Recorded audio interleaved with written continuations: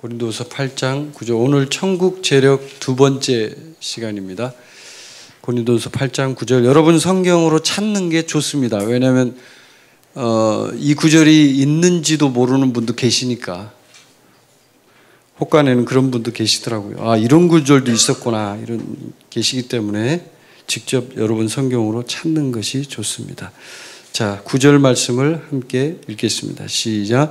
우리 주 예수 그리스도의 은혜를 너희가 알거니와 부여하신 이로써 너희를 위하여 가난하게 되심은 그의 가난함으로 말미암아 너희를 부유하게 하려 하심이라. 아멘. 오늘 이 하나님의 말씀, 천국 재력 두 번째 시간입니다.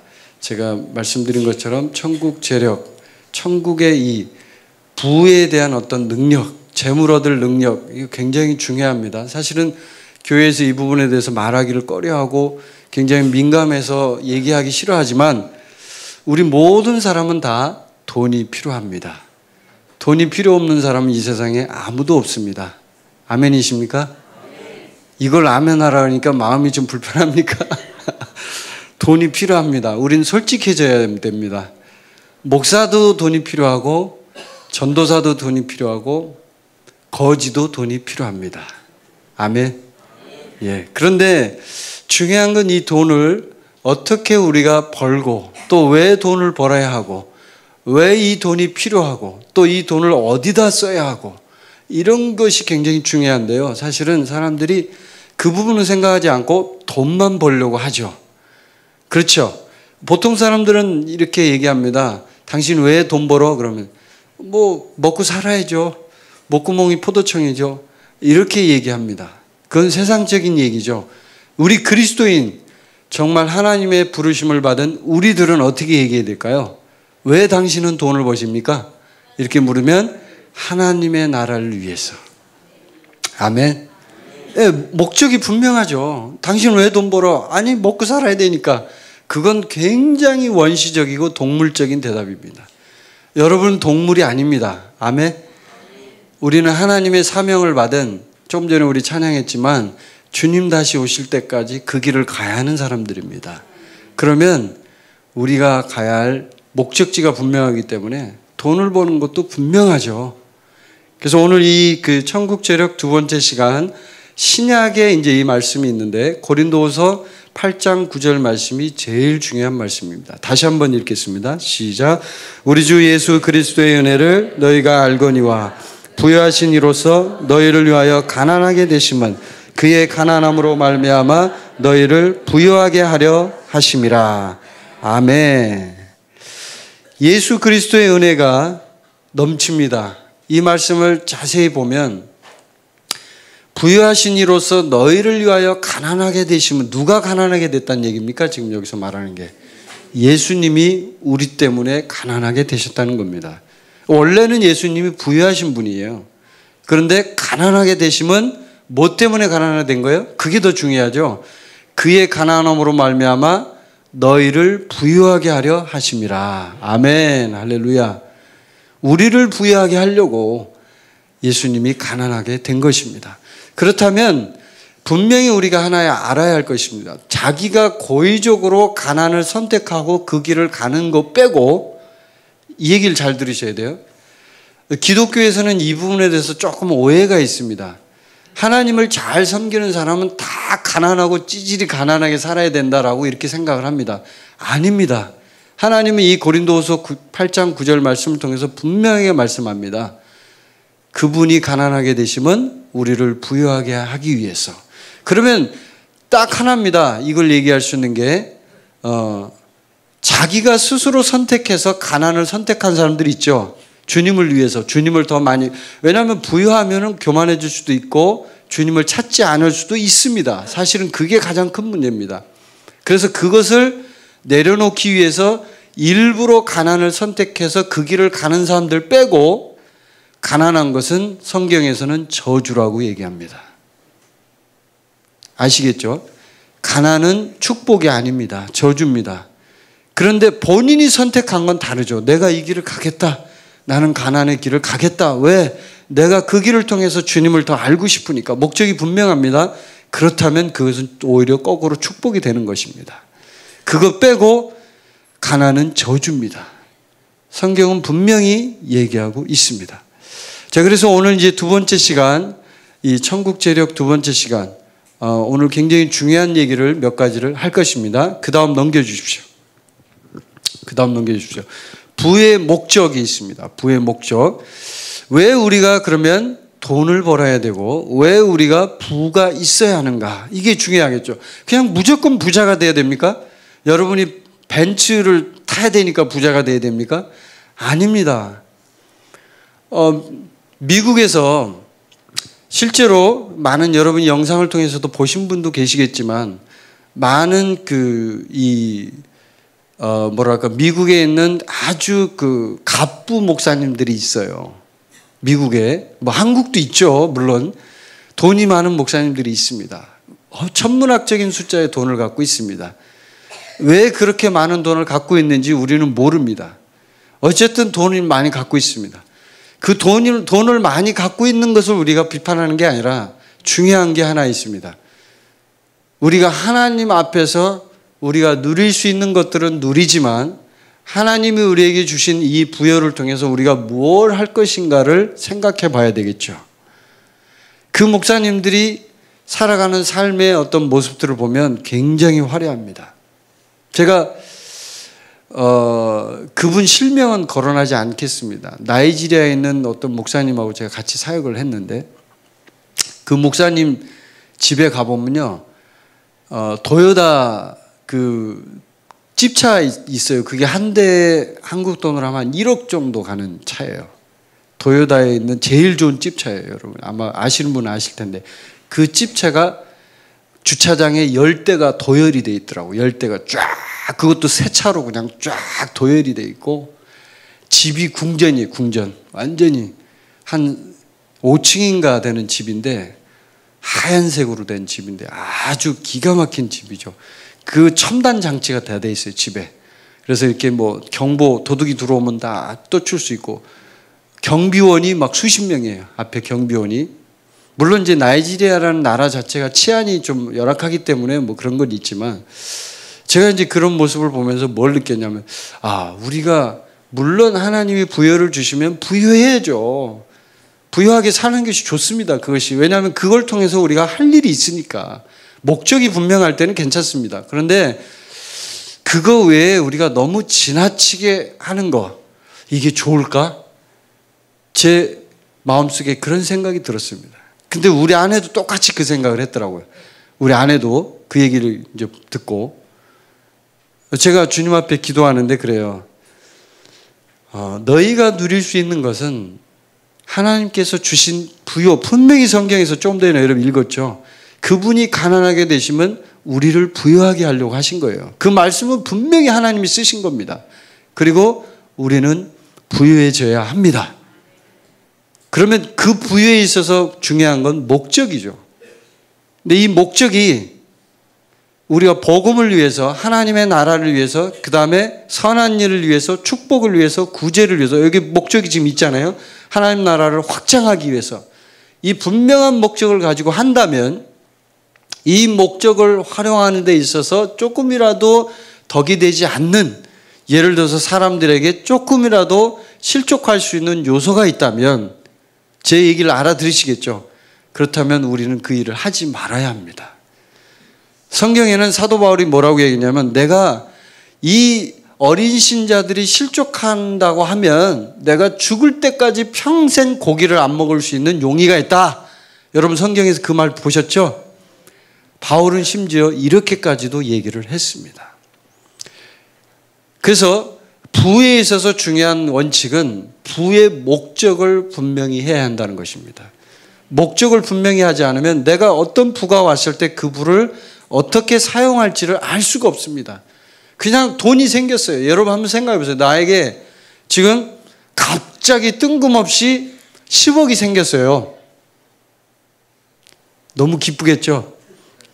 10억. 그러니까 갑자기 입가에 미소가 딱 있는데 여러분이 지금 갑자기 심각한 얼굴 하니까 10억이라 그러니까 그냥 막 웃으시는데 좋죠. 누구든지 다. 근데 그 10억이 생겼을 때가 중요하죠. 그 이유가 중요하죠. 이후에 여러분 그 돈을 어디다 쓰시겠습니까? 우리는 하나님 앞에 진지하게 질문해 봐야 합니다. 이걸 조사해 봐야 이 사람이 진짜 부여를 받을 수 있는 사람인지 아닌지가 나와요. 10억을 줬어요. 먼저 1억짜리 차를 한 대 사고 뭐 이렇게 하는 사람은 벌써 지금 문제가 있는 거예요. 지금 부의 목적 첫 번째 뭡니까? 읽어보십시오. 왕국의 확장, 하나님 나라 발전. 하나님 나라를 먼저 구해야 되는 거예요. 하나님 나라를 먼저 구할 게 아니라면 그 부가 있으면 뭐합니까? 여러분 그거 당신을 위해서 쓸 거 아닙니까? 전부 다. 네? 다 쓸 거 아니에요 그거. 두 번째 뭐예요? 영혼 구원, 대사면, 백성을 증가시켜야죠. 우리는 하나님 나라에서 파송된 하나님 나라의 대사예요. 대사. 대사는 본국의 명령에 충실한 사람이지 지금 이 땅에 여기가 우리 원래 본국이 아니거든요. 이 땅에 충실한 사람이 아니기 때문에 그럼 본국에서 원하는 게 뭐예요? 그 하나님 나라 백성을 많이 증가시키라는 거잖아요. 더 많이 끌어와라. 우리 왕국의 하나님 나라에 더 채워라. 잔치집에 손님을 채워라. 하나님 그 얘기거든요. 세 번째 뭡니까? 선한 일. 선한 일은 모든 선한 일. 이 선한 일에는 범위가 굉장히 넓은데요. 많은 걸 포함하고 있습니다. 여러 가지가 있습니다. 선교도 해당이 될 수 있고 복음 전파, 하나님을 위해서 복음을 전하기 위해서 사업하는 것도 해당이 됩니다. 어떤 것도 다 포함되는 거예요. 이 선한 일에는. 심지어 내가 시장에서 물건을 팔아도 그게 목적이 분명하다면 하나님의 나라를 위해서 내가 한다면 그 시장에서 물건을 파는 일조차도 하나님은 기뻐하십니다. 아멘. 못 믿으시겠어요? 시장에서 물건 파는 게 왜 하나님이 기뻐하는 일이에요? 이렇게 생각하십니까? 아닙니다. 여러분 구약 성경에 보면 이스라엘 백성들이 열심히 그 성전 건축을 할 때 막 돌을 깎고 했던 사람들 있죠. 그 사람들 하나님이 얼마나 기뻐했는지 몰라요. 이름까지 다 성경에 써놨어요. 누가 이 일을 했고 누가 이 일을 했고 하나님이 기뻐하셔가지고 실명까지 다 써놨어요. 아니 그 사람들이 쓸모없는 사람이면 하나님이 예를 들어서 제사장만 중요하고 나머지는 중요하지 않다면 왜 거기다 이름을 써놓겠어요? 쓸데없이 그 중요한 성경 66권에다 그냥 이름을 잔뜩 써가지고 그렇죠? 어쩔 때 여러분 성경 읽다 보면 이름이 너무 많이 나와서 짜증나죠? 이게 도대체 뭐야? 내가 알지도 못하는 이름이 계속 나와. 이건 왜 읽어야 돼? 이러면서 읽는 분도 계시는데 그게 다 그거예요. 산 역사예요. 실제 그 사람들이 일을 했던 거죠. 그 다음에 네 번째 보면 뭐가 있습니까? 다른 사람을 축복한다. 복을 나누어 준다. 이 축복은 하나님이 우리에게 주신 복음도 해당이 되지만 제가 여러분에게 늘 얘기하지만 우리는 영입니다. 영은 뭘 많이 하냐면요. 영에 있는 어떤 기름 부으심이 있거든요. 그 기름 부으심이 흘러가요. 흘러가. 이 흘러가는 통로로 우리가 사용이 되기 때문에 영은 축복을 흘려보내야 돼요. 이렇게 축복을 쫙 흘려보내요. 그러면 그 축복이 다른 사람에게 전달되면 예를 들어서 내가 어떤 직장에 갔잖아요. 여러분이 이렇게 생각하는 마인드가 있으면요. 진짜 우리 대한민국이 많이 발전할 거예요. 크리스찬들이 다 이렇게 살면 내가 가는 직장은 다 축복받는다. 내가 가는 어디든지 축복받고 내 주변에 있는 사람 다 축복받아서 다 형통할 것이다. 다 축복받고 잘 될 것이다. 이러면요. 주변에 있는 사람들이 얼마나 좋아하겠어요.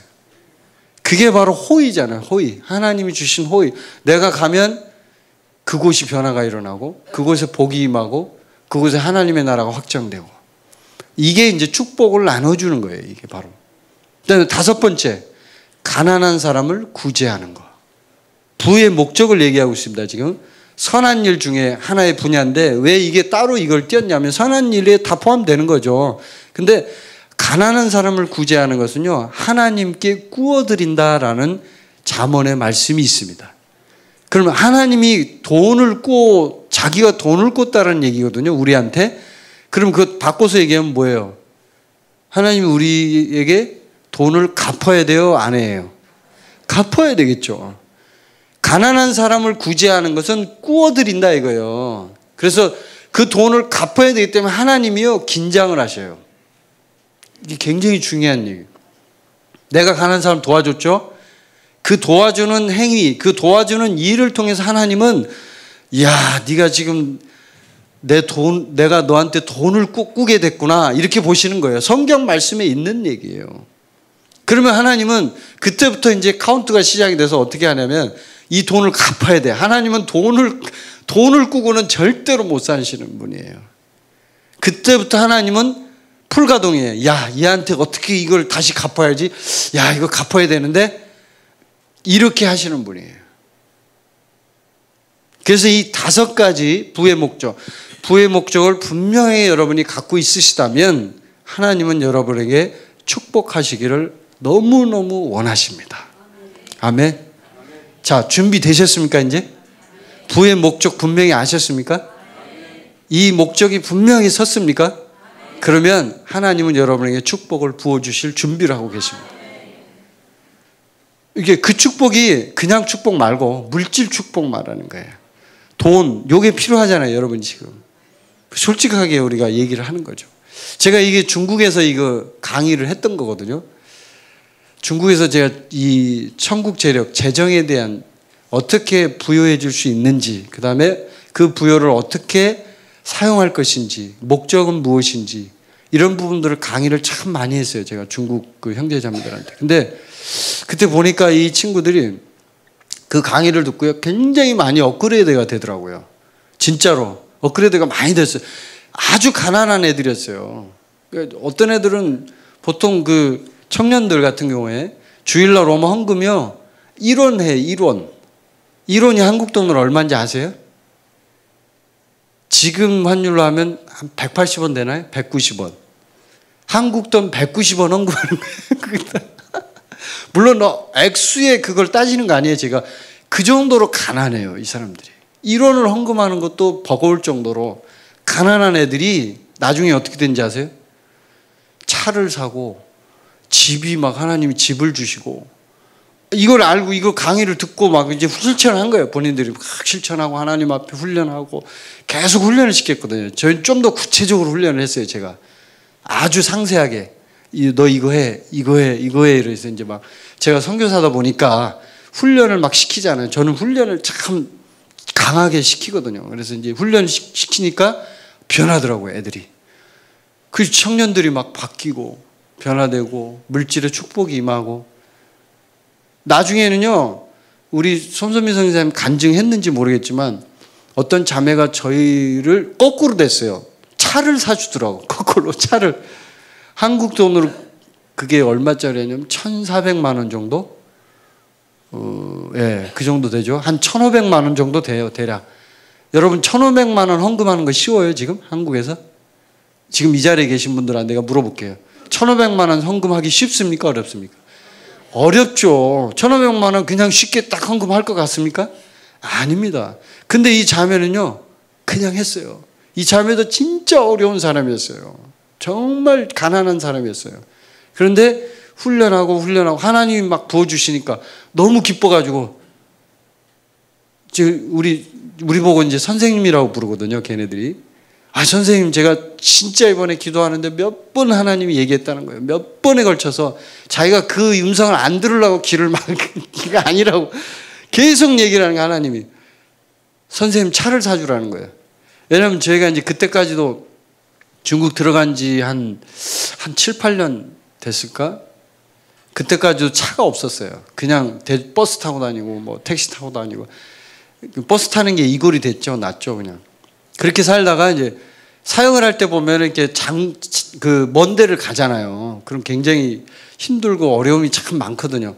그러니까 이 자매가 그걸 알고 자기가 차를 사준다는 거예요. 자기도 차가 없는데. 그래서 우리가 안 받겠다고 그러니까 이 자매가 아니래. 이건 하나님이 주신 거기 때문에 자기는 반드시 해야 된다. 이걸 하면 자기는 하나님이 축복 주실 거라는 거야. 더 풍성하게 채워주신다는 건 분명히 선생님이 나한테 가르쳐 주지 않았냐 이거예요. 그 원리를. 그래서 이제 저희한테 헌금해서 차를 샀어요. 1,500만 원짜리 차를. 그래서 잘 타고 다니는데 나중에 어떤 소식을 들었냐면 이 자매한테 하나님이 아파트를 분양권을 2개를 준 거예요. 할렐루야. 그 말 하니까 지금 신기하죠, 여러분? 실제 있었던 일이에요. 그게 지어낸 얘기가 아니라. 그 중국도 아파트가 비싸요, 가격이. 한국처럼 막 가격이 많이 올라가는데 2개를 받은 거예요, 분양권을. 그래가지고 막 신나가지고 2개 받았다고 막 얘기를 하는 게 이제 와가지고. 근데 그거 받으려고 이 자매가 한 거 아니거든요, 절대.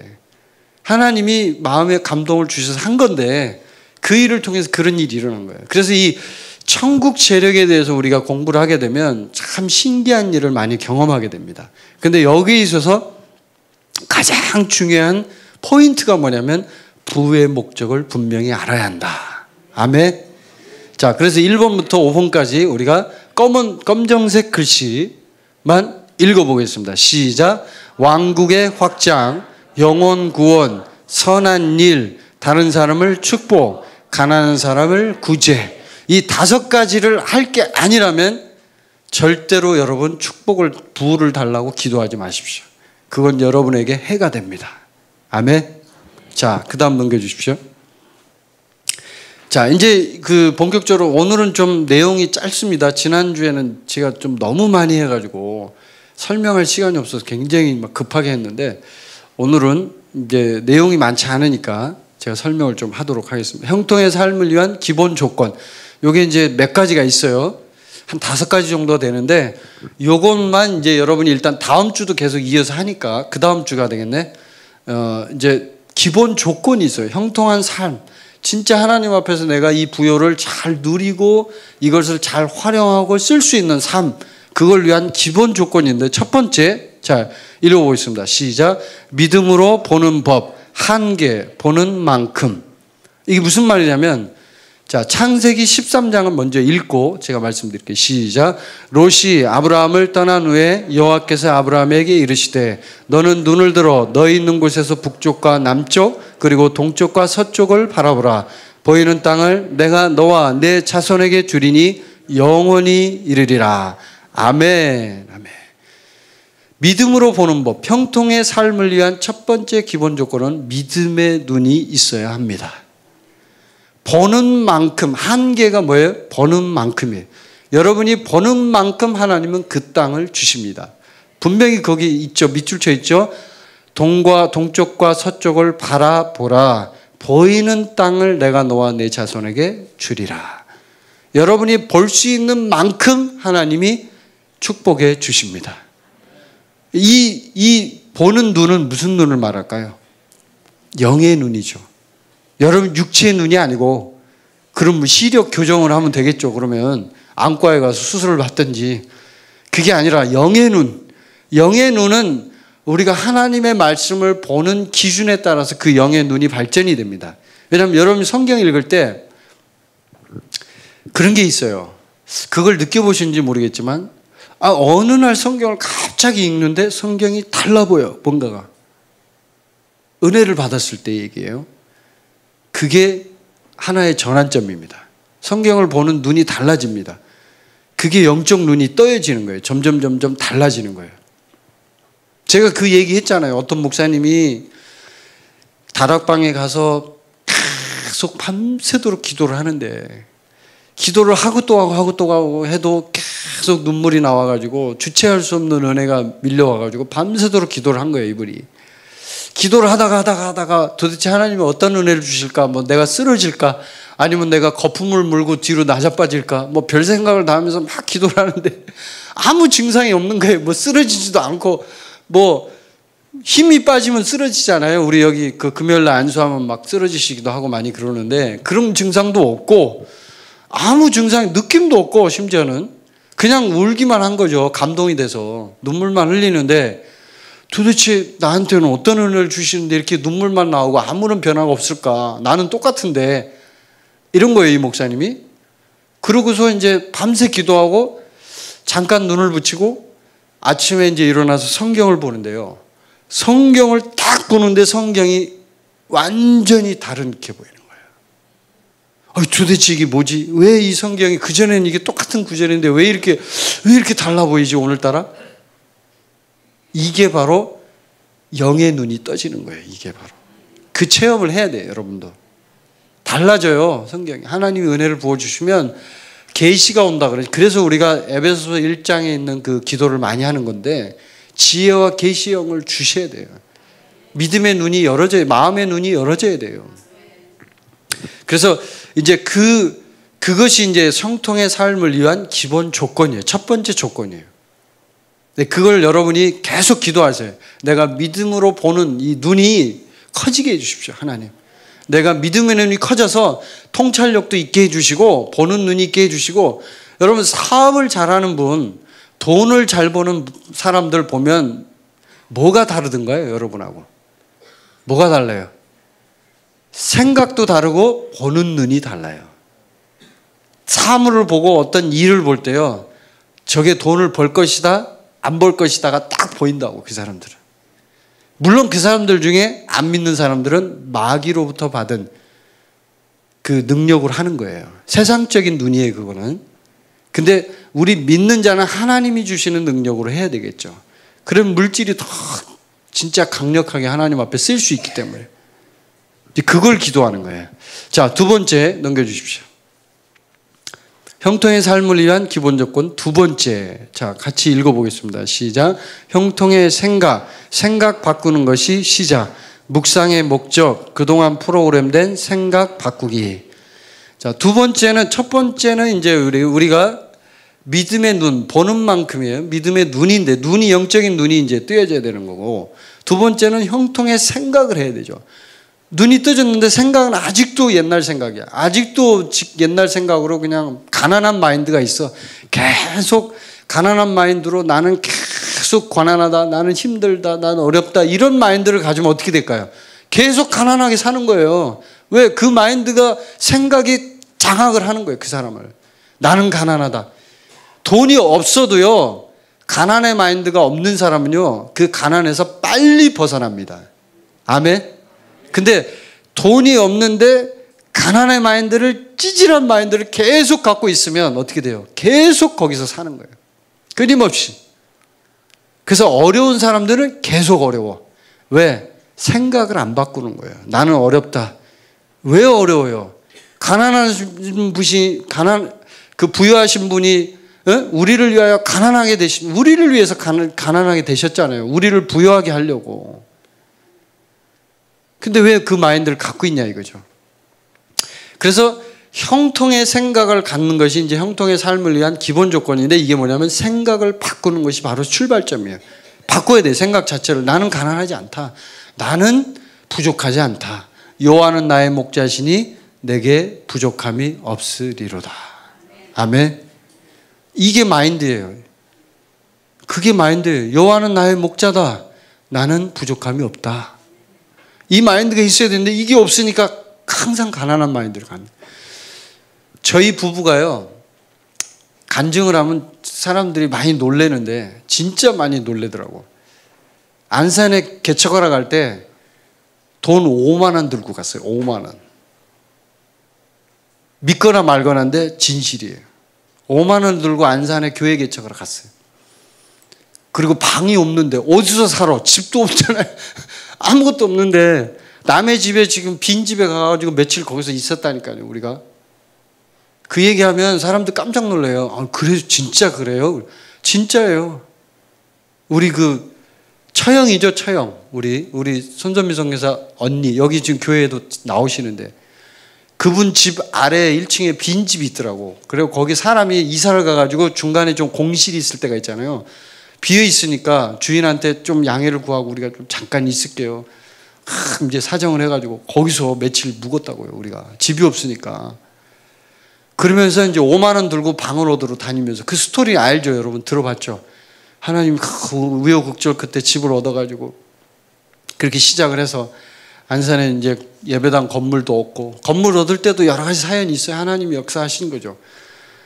그래서 하고 이럴 때요, 우리 둘이 마인드가 어떤 마인드냐면은, 우리는 가난의 마인드가 없어요. 하나님은 반드시 채우신다. 우리가 가는 그 길에 하나님이 함께 하시고, 하나님은 부유하신 분이고 형통하신 분이시다. 하나님은 우리가 하는 일에 반드시 물질을 공급해 주신다. 절대로 우리는 두려워하지 않았어요. 어떤 누구도 우리는 사람한테 전화 안 해요. 우리 아내하고 저는 전화 한 통 한 적이 없어요. 누구한테 도와달라고 돈 좀 꺼주세요. 뭐 우리 어려운데 좀 전화할 시간이 있으면 기도하죠. 차라리 그 시간에. 하나님 지금 보세요. 지금 상황이 어떻게 되니까 보세요. 지금 우리가 지금 길거리로 나앉게 됐어요. 하나님 어떻게 하실래요? 내가 내일 피켓 들고 나갈까요? 하나님 우리를 굶겨서 지금 우리가 지금 여기서 길거리에 나앉게 생겼습니다. 하나님 이걸 일으키신 주범은 여호와 하나님 이렇게 써갖고 피켓 들고 나갈까요?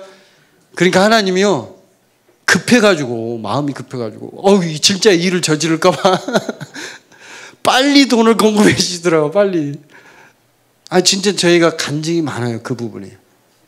그래서 안산에서 하고 뭐 수원에 와서 여기 교회 건물 살 때 알잖아요. 여러분 제가 말 안 해도 우리는 빚 안 낸다. 사랑의 빚 위에는 우리는 지지 않겠다. 한국교회 99%가 다 대출을 받아서 건물을 살지라도 우리는 절대로 그 짓은 안 한다.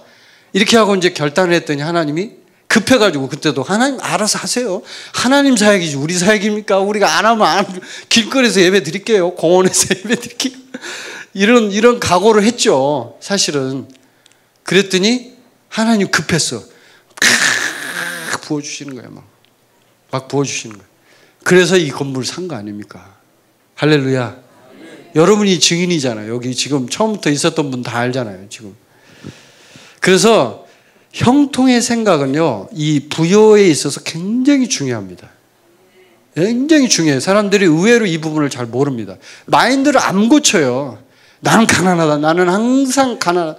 왜 가난합니까 여러분이?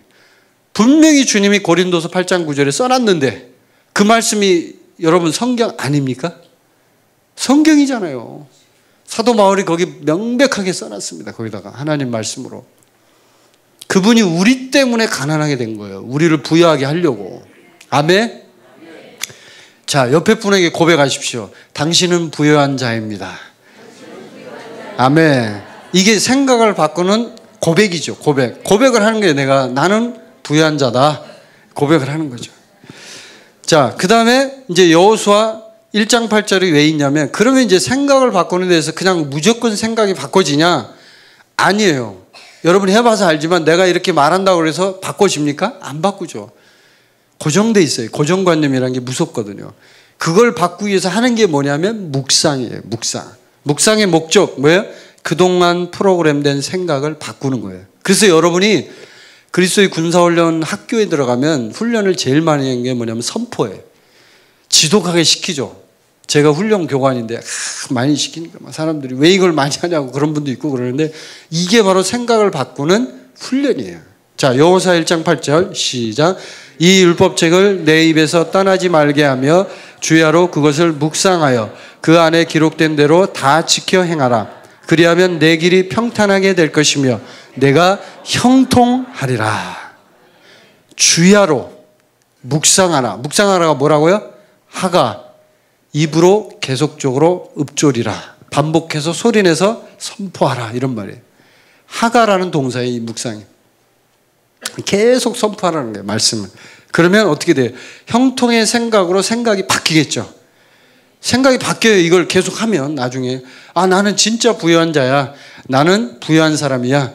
그러면 어떻게 돼요? 그 부유가 따라오는 거죠. 나한테. 계속 오는 거예요. 따라서.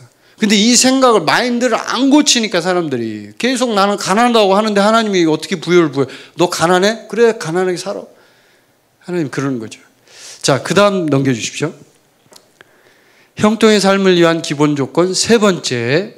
자, 읽어봅시다. 시작. 돈을 정복하고 다스려야 함. 청지기. 누가복음 16장에 보면 어떤 얘기가 나오면 불의한 청지기에 대한 예화가 나옵니다. 성경을 읽지는 않을게요. 여러분이 찾아보십시오. 나중에. 그 불의한 청지기는요. 뭘 잘못했어요. 그래서 재산 관리를 잘못해가지고 주인한테 지금 잘리게 생겼어요. 쉽게 말해서. 그래가지고 이제 잘리게 생기니까 이 불의한 청지기가 어떤 행동을 합니까? 그 빚진 사람, 이 주인한테 돈을 빌려간 사람들을 다 불러가지고 빚을 깎아줘요. 예를 들어서 1,000만 원이다 그러면 500만 원으로 깎아. 자, 거기다 써. 500만 원 너 깎아줄게.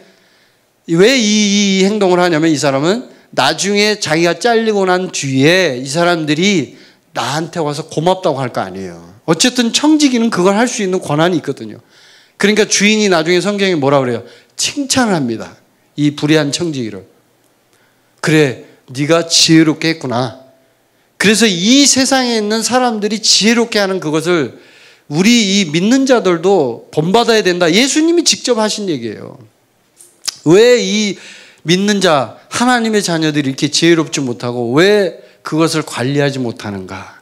하나님이 그 얘기를 하는 거예요. 그러면서 마지막에 뭐냐면 핵심적인 얘기를 하죠. 종은 두 주인을 섬길 수 없다. 재물과 하나님을 겸하여 섬길 수 없다. 이렇게 얘기를 합니다. 그러니까 주인은 분명히 하나님이죠. 재물이 아니에요. 그래서 부의 목적에서 분명한 거는 이 목적을 분명하게 가지면 하나님 나라를 위해서, 주님을 위해서, 주님이 주인이니까 우리가 돈의 주인이 아니잖아요. 그러면 돈을 아까워할 필요가 없는 거예요, 사실은. 엄밀히 말하면 내가 뭔가를 하나님 앞에 드릴 때 왜 이걸 아까워해요? 이거 주님이 주신 거고 다 주님 건데 나는 청직인데 왜 돈을 아까워합니까? 내 거라고 생각하니까 아까운 거죠. 그 생각을 버리면 어떻게 돼요? 돈을 정복하고 다스리는 사람이 되는 거예요. 청지기가 되는 거예요. 그럼 어떻게 돼요? 하나님이 풍성하게 부어주시는 거죠. 풍성하게 계속적으로 부어주십니다. 4번 같이 읽겠습니다. 시작. 이름은 나의 인생을 결정한다. 자, 네 번째 이제 형통의 삶을 위한 기본 조건에 네 번째가 있습니다. 네 번째, 이름은 나의 인생을 결정한다. 왜 이게 이제 갑자기 나오냐면 이것도 이제 2번에 있는 형통의 생각, 마인드하고 비슷한데 히브리서 1장 4절 한번 같이 읽어보겠습니다. 시작. 그가 천사보다 훨씬 뛰어남은 그들보다 더욱 아름다운 이름을 기업으로 얻으심이니. 아멘. 자, 이 구절에 보면 분명히 뭐라고 나오냐면 더욱 아름다운 이름을 기업으로 얻는다 이렇게 얘기합니다. 이 이름이 굉장히 중요합니다. 왜냐하면 이 이름을 통해서 우리가 하나님의 축복을 받기도 하고 나눠주기도 하고 이런 것들을 행하거든요. 그래서 하나님 앞에서 본인이 갖고 있는, 그러니까 지금 현재 여러분이 갖고 있는 본명 말고 하나님이 주신 이름이 있는 사람이 있어요. 우리 아내는 글로리아가 이름이거든요. 하나님 주신 이름이고 저는 이제 다윗이에요. 다윗. 제 이름이. 근데 이제 그 하나님이 또 중국에서 주신 이름이 또 있어요. 다른 게. 이제 그런 이름들이 있어요. 그때그때마다 하나님이 또 이름들을 또 주시기도 하고 여러 개의 이름들을 이제 주시는데 그 이름이 나의 인생을 결정하는 거예요. 우리 아내한테는 중국에서 하나님이 어떤 이름을 하나 또 주셨냐면 모세라고 그러시더라고. 모세. 모세처럼 하나님이 살게 하시는 거예요. 모세는 뭘 했어요? 이스라엘 백성을 애굽에서 이끌어내서 출애굽시켰잖아요. 그리고 하나의 쉽게 말하면 완전히 선두주자예요. 모세가. 끌고 갔잖아요. 이 백성들을 끌고 가야 하는, 고독하지만 정말 이 모든 사람들 믿음으로 끌고 가야 하는 강인한 인물이었죠. 손선미가 그런 것 같아요. 제가 볼 때는. 왜 웃으세요? 강인하게 끌고 가잖아요. 믿음으로. 예, 그 이름하고 비슷해요. 사실은 그 이름이 나의 인생을 결정하는 거예요. 그래서 여러분의 이름이 무엇인지 한번 점검해 봐야 돼요. 이름이 없으신 분은 하나님 나에게 이름 하나 주십시오. 하나님 주신 이름, 그 이름대로 인생이 결정되는 거예요. 그렇게 가는 거예요. 하나님이. 그 다음에 5번째, 자 읽어보겠습니다. 시작. 왕국의 리더는 섬기는 자이다. 자, 하나님의 나라의 리더는 어떤 사람이라고요? 섬기는 자이다. 자, 누가복음 22장 26절 같이 읽겠습니다. 시작. 너희는 그렇지 않을지니 너희 중에 큰 자는 젊은 자와 같고 다스리는 자는 섬기는 자와 같을지니라. 지금 이 구절이 나올 때 제자들이 어떤 얘기를 했냐면요, 예수님하고 얘기하기 전에 지들끼리 쉽게 얘기하면 누가 크냐 막 논쟁을 한 거예요. 야, 베드로 네가 1등이냐? 요한 네가 1등이냐? 야고보 네가 1등이냐? 이러면서 막 서로 누가 저 가장 예수님에게 이쁨을 많이 받았냐? 인간은 참 그래요. 이게 그 서로 시기 질투가 있어요. 서로 야, 누구한테 지금 내가 지금 여기서 지금 넘버원이냐? 넘버원이란 말 쓰잖아요. 왜? 자기들끼리 막 누가 큰 자냐 막 하니까 예수님이 이 말을 한 거예요. 지금 분명히 얘기하죠. 큰 자는 젊은 자와 같고 다스리는 자는 섬기는 자와 같을지니라. 그래서 하나님 나라의 리더는, 그러니까 여러분이 어떤 위치에 가든지 직장에서든 사업을 하든 자기가 어떤 위치에서 리더의 역할을 감당해야 할 때 자세가 어떻게 돼야 돼요? 섬기는 자의 자세를 가져야 한다는 거예요. 근데 세상적인 리더십은 뭐예요? 섬기는 자가 아니라 군림하려고 그러죠. 막 사람들을 막 통제하고 막 이렇게 하려고 그러죠. 그게 아니라 그 사람들을 섬겨준다는 마음으로 자기가 솔선수범하고 계속 하나님 앞에 나아가고 하는 거예요. 그게 이제 천국의 리더십이에요. 리더십. 그래서 오늘 이제 이 5가지, 여기까지 지금 끝났어요. 여기까지 PPT가 이제 마무리가 됐는데, 자, 이 5가지를 여러분이 오늘 이 정리를 쭉 하시면서 오늘 이 5가지만 잘 정리가 되면 여러분에게 굉장히 유익하거든요. 자, 앞에 한번 넘겨보세요. 다시 한번 백을 하셔서 1번이 뭐라고요? 복습을 한번 하고 이제 오늘 말씀을 마칩니다. 자, 첫 번째, 믿음으로 보는 법, 한계, 보는 만큼. 이 영의 눈이 뜨여야 된다. 제가 말씀드렸죠. 이게 기억하시라고 하는 게 중요하기 때문에 형통의 삶을 위한 이 기본 조건이 되지 않으면 하나님이 부어주지를 않아요. 절대로 안 부어줘요. 제가 훈련을 시켜보니까 하나님이 부어주려고 하다가도 멈추더라고. 왜? 얘가 아직 안 된 거예요. 준비가. 기본 조건, 이게 기본 조건이라는 거는 자기가 준비가 돼야 이걸 쓸 수가 있는데, 하나님이 지금 돈을 100억을 줘서 쓸 수 있는 사람한테 100억을 주지 1살짜리 애기한테 100억 주는 부모가 어디 있겠어요? 그렇죠, 여러분. 아무도 그런 짓 안 하죠. 마찬가지 하나님도 우리 아버지시기 때문에 얘가 쓸 수 있는 애면 주는 거예요. 그래서 첫 번째가 뭐냐면 믿음으로 보는 법, 한계. 이 보는 눈을, 영적인 눈을 끌어올려야 돼요. 두 번째, 넘겨주세요. 형통의 생각, 그렇죠? 생각을 바꿔라. 가난의 마인드를 버려라. 여러분은 결코 가난하지 않다. 아멘. 부유하다. 그리고 이제 묵상을 해야 되죠. 그럼 마인드를 바꿨는데 행동은 아무것도 안 해. 그게 아니라 여러분이 하나님의 말씀을 계속 선포해야 돼. 계속 선포. 그 새로운 피조물 고백 기도지 보면 재정에 대한 선포가 있어요. 그 해보신 분은 알아요. 그 부분을 주구장창 하는 거예요. 재정에 대한 선포, 그 부분이 그거를 뭐 10,000번이고 뭐 20,000번이고 하세요. 하다 보면 하나님이 영의 눈을 뜨게 해주신다고. 제가 장담하는데 해보세요. 왜 문제가 일어나면 하다가 포기한다는 거예요, 문제가. 자, 세 번째 넘겨주세요. 뭐예요? 돈을 정복하고 다스리라. 청지기다, 청지기. 돈의 주인이 아니다. 우리는 이걸 아셔야 된다는 거죠. 네 번째, 여러분의 이름을 가져라. 여러분의 이름이 여러분의 인생을 결정한다. 왜냐하면 그게 하나님이 이름을 주시면서 네가 그 이름대로 네 목적대로 하나님 내가 너에게 인생의 사명을 주신 그 목적대로 내가 너를 쓸 것이다 이거예요. 그 다음에 5번째, 천국의 리더는 섬기는 리더이다 이거죠. 항상 그런 자세를 가지고 이 5가지의 기본 조건을 여러분이 갖고 있다면 하나님이 이제 물질을 부어주실 준비를 하셔요. 이제 다음 시간에 제가 이제 그 부분에 대한 얘기를 할게요. 구체적으로. 그러면 어떻게 물질을 오게 할 수 있는가? 불러오는가? 이제 이런 것들을 훈련할 거예요. 다음 시간에 훈련하도록 하겠습니다. 우리 함께 기도하겠습니다.